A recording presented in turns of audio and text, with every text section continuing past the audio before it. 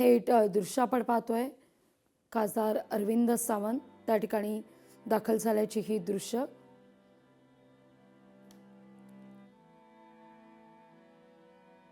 आशाताईंच्या पार्थिवाचं अंत्यदर्शन घेण्याकरता अरविंद सावंतही त्या ठिकाणी पोहोचलेले आहेत.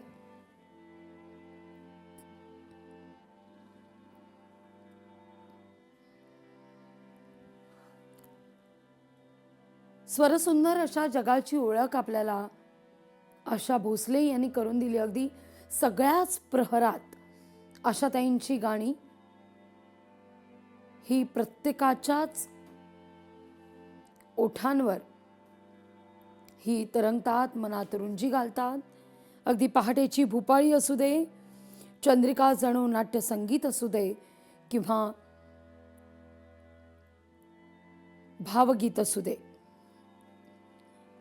अगदी पान खाए सैया हमारे हे अगदी लढीवाळपणे गायलेलं गीत असू दे, अशा सगळ्याच गाण्यांना आशाबाईंनी आपलंसं केलं, जीव लावला. त्यामुळे आजही ही गाणी प्रत्येकाला आपलीशी वाटतात, आपल्या जगण्यातली वाटतात. राकेश रोशन या ठिकाणी दाखल झाल्याची ही दृश्य. राकेश रोशन यांच्याकडून आशा भोसले यांना आदरांजली वाहिली जाते.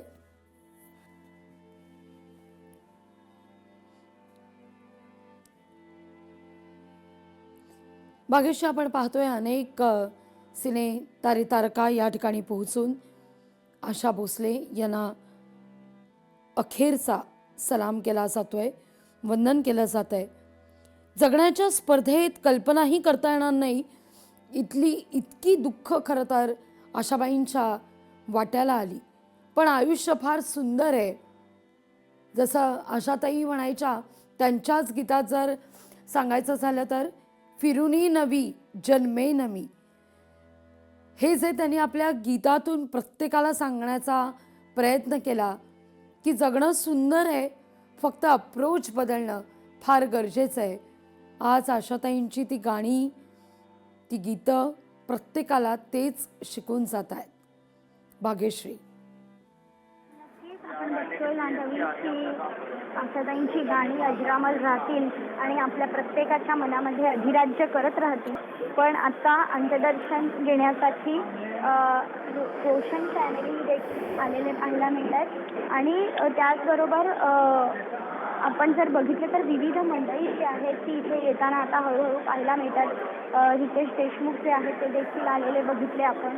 प्रकाश लोढा बघितले, तेंडुलकर, सकाळी AR रहमान जे आहे ते येऊन गेले. आशिष शेलार तर अगदी इथेच आहेत, कारण आशिष शेलार त्यांना अगदी मुलासारखे होते, जवळचे व्यक्ती होते.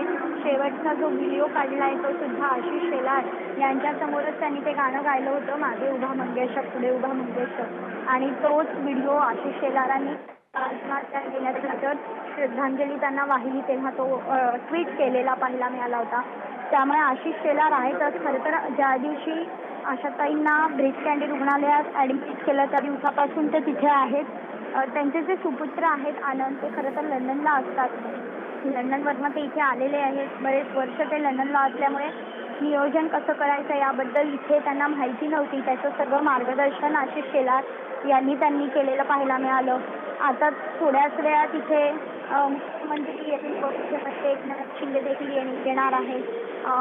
त्याचप्रमाणे आपण बघतोय की ग्रॅमीसारखा मोठा अवॉर्ड आशाताईंना मिळालेला होता. आणि आशाताई ही पहिली भारतीय व्यक्ती होती ज्यांनी ग्रॅमीसारखा मोठा अवॉर्ड घेतलेला पाहायला मिळाला. ही दृश्य आपण पाहतोय. होत्या त्या मुंबईच्या माजी महापौर किशोरी पेडणेकर सुद्धा त्या ठिकाणी पोहोचल्याची ही दृश्य पुष्पचक्र अर्पण करून या ठिकाणी आशाताईंना वंदन केलं जात आहे किशोरी पेडणेकरांकडून. उरले उरात काही आवाज चांदण्यांचे, आकाश तारकांचे उचलून रात गेली. हा सूर आज मात्र शांत झालाय. लोकशाही मराठी ऐका, पहा, जागरूक रहा.